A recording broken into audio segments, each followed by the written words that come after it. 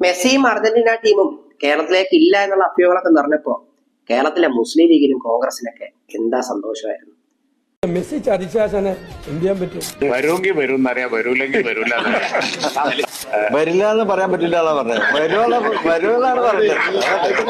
ഒരു ക്രെഡിറ്റ് അടിച്ചെടുക്കാനുള്ള ഒരു അവസരം മാത്രമായിട്ട് അതിനെ കണ്ട് ജനങ്ങളെ പറഞ്ഞ് പറ്റിച്ച് യഥാർത്ഥത്തിൽ ഇപ്പോഴത്തെ കുട്ടികളെയൊക്കെ ഭാഷയെ പറഞ്ഞ തള്ളി മറിച്ച് ഉണ്ടാക്കിയ ഒരു അപകടമാണ് ഇത്. പക്ഷെ മെസ്സി ഇതെല്ലാം അറിയുന്നുണ്ടോ എന്നുള്ളതാണ്.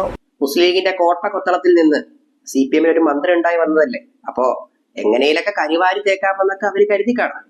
പക്ഷേ ഒന്നും അങ്ങോട്ട് ഒത്തില്ല.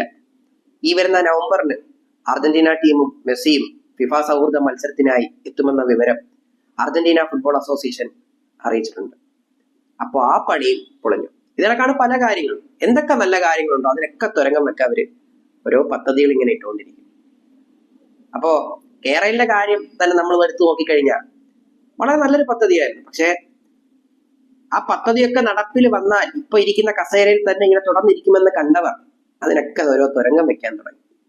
കേരളത്തിലെ ഇടതുപക്ഷത്തെ സംബന്ധിച്ചോളം ഇങ്ങനെയുള്ള ധാരാളം പദ്ധതികൾ മുന്നോട്ട് വെക്കുകയും അത് അങ്ങേയറ്റം വരെ നടപ്പിലാക്കാനും നടത്തിയെടുക്കാനും ശ്രമിക്കുന്ന ഒരു ധീരമായ പ്രവർത്തനമാണ് കേരളത്തിലെ ഇടതുപക്ഷം സ്വീകരിച്ചു പോകുന്നത്. അപ്പൊ എല്ലാം പറഞ്ഞ കണക്ക് മെസ്സി വരുമ്പോൾ കാണാം.